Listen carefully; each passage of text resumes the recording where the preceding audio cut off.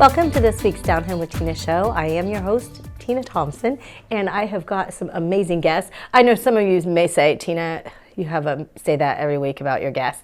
Well, we are very blessed in our community to have some amazing folks. We really, truly are. I was on social media just recently, and I was tagged in a post about a family that they were on their flight home from Hawaii. And something happened, and it was quite scary, interesting. They don't like to say, they say it was scary and interesting, but they also have put a positive spin on it, which that is something that I've always tried to do in my life, no matter what happens, whether it's a challenge in my life or whatnot. I still like to try to bring something positive out of that experience. And that's exactly what they have done. And I cannot wait to share their story with you. Also, I have got a sergeant from the Fairfield County Sheriff's Office who's going to just share a little bit of what they've been doing at the Sheriff's Office. I don't want you to go anywhere because I refer to this cup here, mug, and what it says on it a couple of times throughout the show today. So stick around, folks. It's a fun show and interesting. I'll be back. It's Down Home with Tina.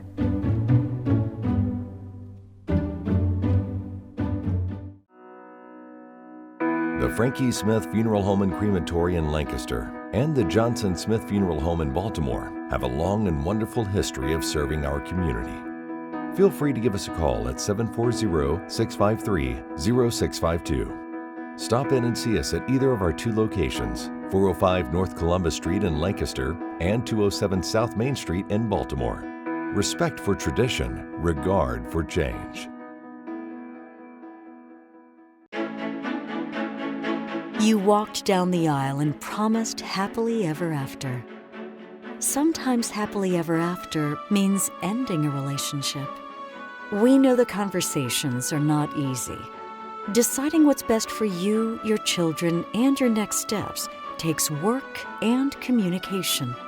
At Dagger Law, we know there are no monsters in a divorce, only people trying to find their way.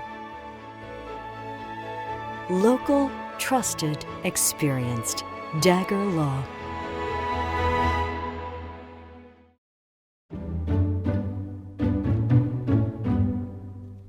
Welcome back to Down Home with Tina. I have Rod Williams with me. He and his wife, Abby, they recently, it was just in December, mid-December, had gone on a vacation, on a trip to Hawaii, and we're going to find out a lot about what happened on that trip. I had seen on social media he had put out the story, it's a testimony about what exactly had happened, and I thought, whew, I hope that they have the time to be on the show, and I'm very excited to have you with me. Rod, how often have you been and visited Hawaii? So this would be our fourth time. Okay. We're blessed to be able to have gone over more than once, but my wife and I, it was my second time in Maui. We went her first back at our honeymoon, and then we were thankful, blessed to be able to go a couple more times, but this was our fourth. However, our kids' very first. Okay, so you have a couple of younger kids? Yeah, so my daughter Evie, she's 10, and then my son Eli is 7. Okay, so this trip was a little bit different when you were headed home, was it not? Yeah, very much. Thankfully, it was very different. If this was the usual, it wouldn't be good. So, yeah, I mean, we had a great vacation, and it's one of those things where when you hear the story about what happened on the way home, you don't want that to overshadow all the fun that you had and all the memories that were created. Yes, absolutely. And so, part of why, what I'm about to tell you, I preface it with the fact that we didn't really want to scare people with flying or come home and say, hey, we just got back from Hawaii, and then complain about the plane ride. But it was just last Sunday, so it's been almost, I would say, 11 days now or 12 days when the information came out that let us know what actually happened. So I guess to walk you through what happened.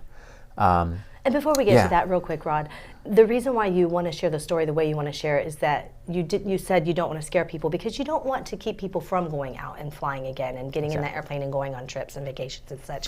Is that true? Yeah, exactly right. And our heart is to try to encourage people to let them know that, flying is a very safe way to travel. Absolutely. But also, you shouldn't live life in fear and be restricted by what may or may not happen. If we live our lives that way, we're going to miss so many fantastic opportunities. And so this is just a testimony to God's provision over our lives, His ability to answer our prayers, and to really, protect us while also giving us subtle reminders that He's there. Absolutely. So, will you please continue? Yeah. What absolutely. happened? Yeah, so the weather was really bad. By really bad, I mean the rainfall that day when we left on December 18th had tripled the previous record. Wow. And in Hawaii, they get a lot of rainfall, so that was significant in itself. There were 70-mile-an-hour shear winds, which that by itself should be enough to throw a red flag. So we get on the airplane, my wife and I. So I'm back in row 50, very rear of the airplane. I have an aisle seat. We're sitting in the middle section of the airplane. I have an aisle seat on my right, or the aisle's on my right, myself, my 2 kids, and my wife, Abby. Okay. So very back of the airplane. The kids have got their coloring books out right before takeoff. We go ahead and put everything away.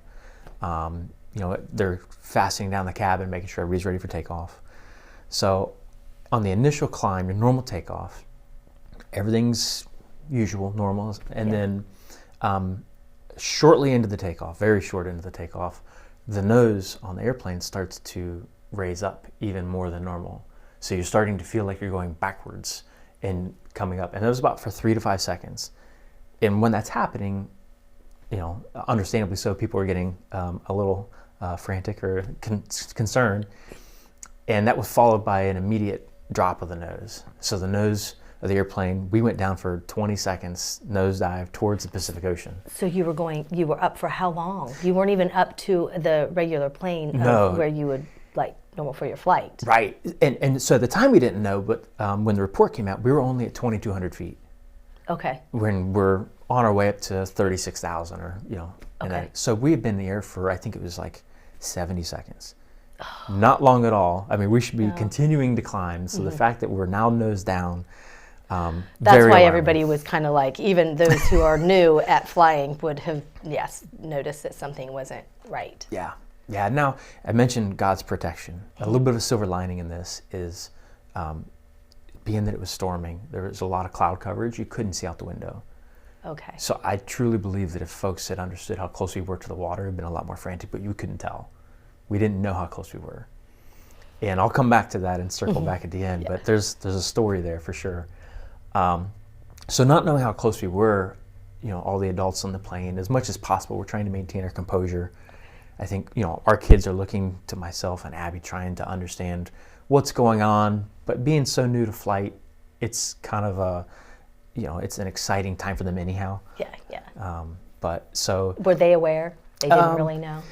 They could probably sense it, I bet. Yeah, in the air. They certainly could. Afterwards, I asked them and I said, "Hey, would you guys?" And again, not trying to raise any awareness to what actually happened. Yeah. I don't want them to be afraid of flying, and so I just said, "Hey, what'd you guys think about the flight on the way home?" And my son loved the airplane. He said, "Oh, that was my favorite." The takeoff, it was a little, it's just a little scary. It was, but it was a great plane, So he's worried about the cosmetics of the size. It's a big airplane, big engines. So I guess rewinding a little bit, I studied aviation at Ohio State. Okay. And so when the nose was starting to pitch up, the first thoughts that are going in my mind are we about to stall? Because this is very unusual. And if we stall, and not to get too busy into some of the verbiage, but in aviation, there's something called a stick shaker, which means the yoke that the pilot is holding onto will vibrate and shake to let him know he needs to immediately push down or forward, push the nose down so that we can increase our speed and stay in the air. Oh. So you have to decrease your altitude, pick up speed, and continue on in order to stay aflight. So when the nose starts going up, my mind's thinking, are we about to stall, and goes nose down? Down. Mm-hmm. And then certainly we did. And at that point, I'm understanding what's going on, not knowing how close we were to the water, but still, they're taking countermeasures to keep us in the air. What was going through your mind, and well, maybe I'll find out a little bit later too, on Abby's mind of what could happen if they weren't coming back up? Yeah. Well, the fact we haven't been in the air that long, certainly, you're thinking, how high are we? Do we have enough time for them to pull us back up? It's Maui, so there's large volcanic area there, it's Oh yeah, so you weren't up for long. right. So you don't know, Yeah, are we you headed don't know towards where the you are. ocean? Are we headed back towards the volcano area? And so you're starting to brace yourself a little bit. The plane's picking up speed. The thoughts that are going through my mind at first are analytical. What's going on? I think once I got past that, then it was, okay, I need to just hold on to my faith, hold on to the prayers that I've prayed, and to be able to just trust that God's got us. And while I'm not in control of the situation, there was a weird, just an unusual sense of peace that kind of comes in, because you start to let go of your attempt to control the situation. That's what I was going to say. Yeah, it was out of your control. Exactly. Completely out of your control. Yeah. Yeah. So that it was a little bit freeing at the same time, because you realize that there's a God that's greater than you and I, and ultimately, if you believe in the prayers that you've prayed, everything's going to be okay. But ultimately, you don't know. So Rod, you just let it go. You just let him at that moment have that. It's the sense of peace that came in at the very end.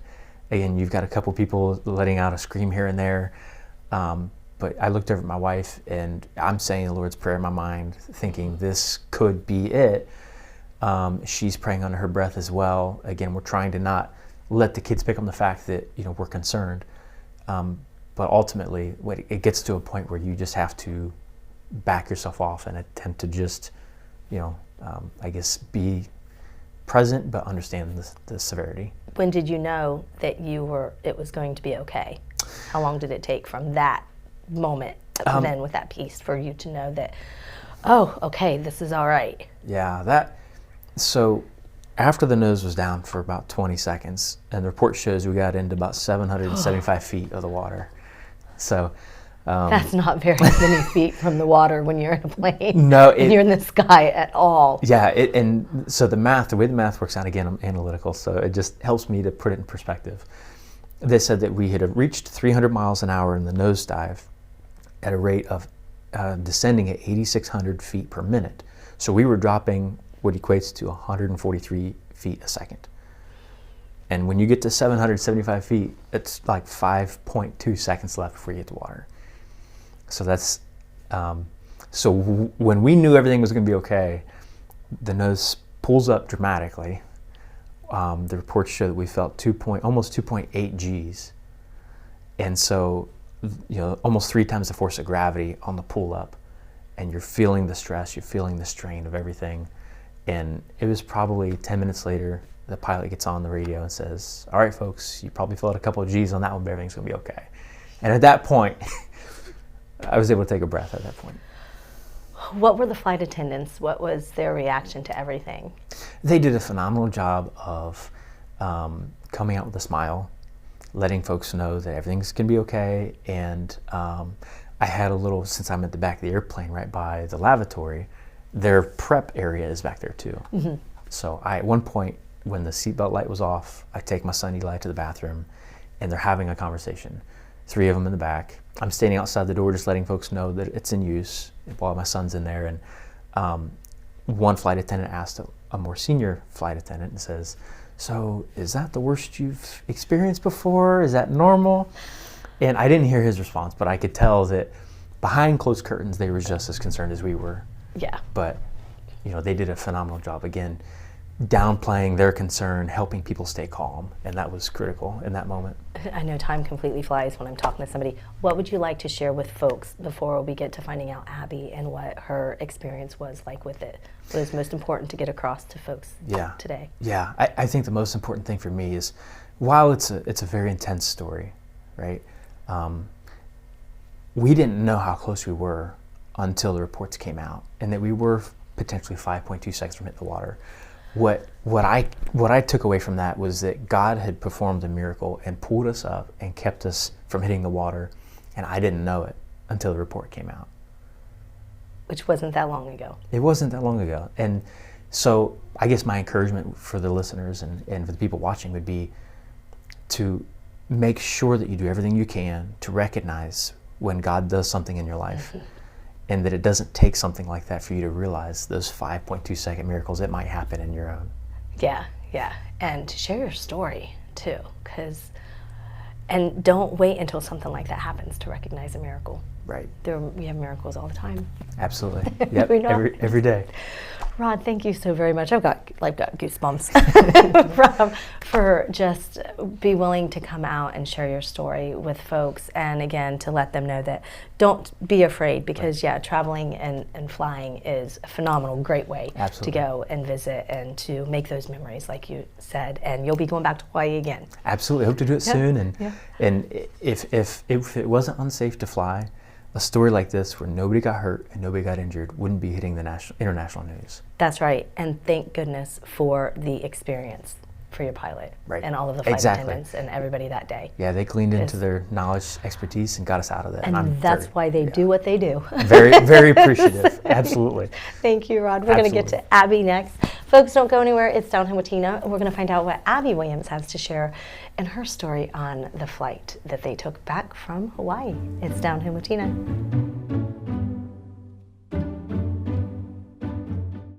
Hi, I'm Sheriff Alex Lape. In my 30-year law enforcement career, I have seen many different trends in illicit drug trade and substance use disorders. Fentanyl is the deadliest drug that I have ever encountered. Very minuscule amounts can be fatal. Fentanyl is present in most mainstream illicit drugs. Drug cartels are now pressing fentanyl into forms that appear to be common candies. Ingesting any of these fake candies or pills can have fatal overdose effects. This ongoing drug epidemic requires a balanced approach. We must focus our attentions and resources on treatment and education in conjunction with enforcement efforts that hold those who traffic in dangerous drugs accountable. For your sake and the sake of your family, do not take any medications that are not issued through prescriptions by your pharmacy. Thank you. This message is brought to you by the Fairfield County Adam H. Board.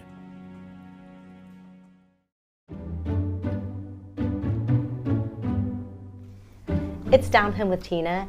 Rod and Abbey Williams were on a flight home from Hawaii, and Rod had just shared his story, and now Abby is going to share her take on. You had mentioned before we got started, Abby, that there were some other things that happened during your vacation and trip with you and your husband and your two kids. Would you like to share that, please? Yeah, absolutely. My husband and I both felt like this trip had purpose. It wasn't just one of those trips where like, yeah, it sounds like fun, the family's going, we got invited. So we both went into it with intention. I felt like God had really put in my heart that we were supposed to minister on this trip. And I didn't know, I really felt heavy, like it was going to be in the airports going into it. And so, we get through the first leg of the trip, we get to Hawaii. And I mean, nothing out of the normal, like I think the flight attendants, all that kind of stuff.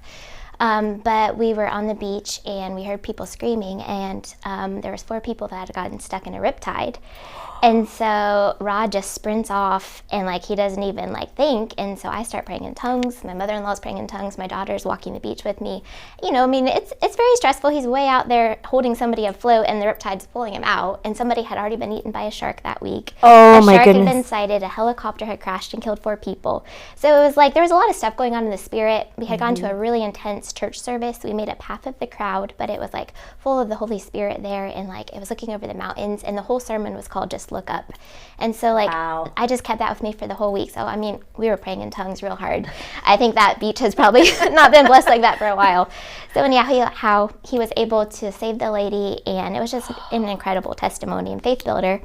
So, leading into the flight home, I had a vision of angels under our wings on the way over, just like carrying us. So I was already really at peace, and I always bring my Bible, so I had it open to the Psalms when we took off, heading home, and we had a lot of prayer covering. All of our family was texting because people had seen the weather. And so we had like a lot of friends say, hey, we're doing extra prayers for you guys. His parents were able to pray over us before we left. So, you just felt that anointing. So we had our Bible open. I didn't really realize how serious it was because I have not flown a lot. So when the plane did the dip, it was a little scary. Rod is a little bit white when I looked over at him. But it was all good. I mean, we got through it, and when we landed, the whole cab erupted in cheers. I was able to personally thank the pilots. So it was just a really cool moment. And so out of that, like Rod said earlier, we have our 5.2 seconds. And I can't tell you how many people have come up to me and shared their testimony, and they're 5.2. And it's just been such a faith builder. Like just today, some lady told me at the paint store that she had been hit by a car in a parking lot and was squished between the bumper and a shopping cart. And she's like, I broke 14 ribs. She's like, a lady came over and she said, can I help you? And she said, pray for me right now. And the lady just prayed over her. And she's like, and I got through and I'm here today, and that's my testimony. So just like that, like everywhere I go, people are telling me their testimonies. And it's just been so cool. So I would just encourage people, don't live in fear. You have a purpose, and just go out and live it, because you only have one life. So absolutely, I love that. And I have a couple little message that I'm going to share with folks at the end of. I have my mug here that says, "I make my own sunshine," but I'm gonna do it to you, Abby. So read that. Will you read that out loud? Yes, I make my own sunshine. Always remember that you make your own sunshine. So when people read my mug, it's not necessarily that I'm making my own sunshine, but you have a purpose and you have a right to make your own sunshine as well. Well, I'm glad that you are all so safe and everything. And I love hearing about folks willing and being open to share their testimony. There are so many wonderful, amazing stories that are out there. So hopefully yours is just the first of many that we can share. So thank you so much. Yes. Folks, don't go anywhere.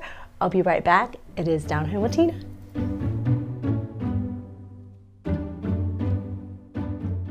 There's so many rewards in life. You coming into our home was one of the greatest rewards we could have ever had. You know, it took 20 years, and I got my third child, who was 17 at the time.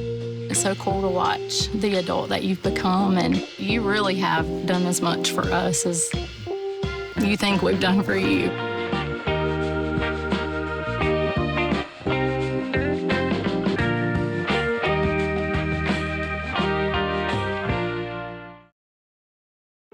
I want a doctor who listens to me. From primary care to specialty medicine, we put your needs first by treating you like a person, not a number. Our primary care team will help you identify your healthcare needs and set goals for success, regardless of where you are in your wellness journey. We care for patients of all ages, with offices that are close to you. Whatever you're searching for, you can find it at Fairfield Medical Center. Down Home with Tina is brought to you by these amazing sponsors: Fairfield Town Crier, Ava Jewelers, Cryo Communications, Fairfield Area Humane Society, and Bay Food Market. Folks, I have got Sargent TJ Strawn with me today. He is with the Fairfield County Sheriff's Office, and we're just going to talk about some of the awesome things that they do in the community throughout Fairfield County. And how are you doing? Things are good. Busy. Yes. It's been a busy week. Actually, it's been a busy year already, but it's going by quick. Good. You are with the Community Response Unit, right? Community Response Unit, yes. So what is that? What's that mean? So it's a unit that Sheriff Lape started about a year and a half, 2 years ago. He expanded the community liaison side of the job. So before I took over, it was me kind of doing all of it by myself, and he really wanted to expand more into the community, get more involved. We're just there, as it says, Community Response Unit, just to respond to the needs of the community. Yeah. I mean, it could be anything from just going out to talk in public events, organizing events, doing different things for the community. Anything from going into the schools sometimes. We do speed complaints, whatever the need is. He kind of sends us an email if a citizen calls in and says this is going on or that's going on and there's something we can address. We're definitely going to try to fix it. Nice. Now, are you able to always step up to the plate? Because I know you said you're super busy, but you all are hiring. We are hiring. We're always hiring. I think it's a norm across the country right now with trying to get applicants and qualified applicants too. It's just tough. The numbers are down. We're down manpower, and but we're getting through it. What are the qualifications? So with the Sheriff's Office alone, we will hire, if you want to work corrections in the jail at 18 years old. Okay. Obviously it's just applying and trying to you have to go through the background, there's polygraph tests. So it's a pretty tough task to get through that. If you want to be a deputy, you have to be 21 years old to be a deputy. So, and you have to be OPATA certified, which is the Ohio Police Officers Training Academy. So you actually have to go through the police academy and have your certification. Can you do that work in the jail or as a corrections officer and go through the schooling to become by the time you're 21? We have corrections officers that have worked in the jail and then while they're working in the jail, they're also going through the academy, doing a night class or if they're working maybe an afternoon or days and they're going to class through the day. So it can be a long 5 or 6 months. And then you get through the academy. We call it a repatch. The patches are all the same that we wear, but theirs says corrections where ours says deputy sheriff. And so they kind of swear you in now as a deputy sheriff. And you get a little bit of a pay raise too. Oh, very, very nice. Yeah. So you said you've been keeping busy. So what are some of the trainings that are included in part of the community response? A lot of the community reaches out to us. Self-defense is one. We get a lot of churches that ask for self-defense classes. Inspire Her is another one with Bloom Carroll.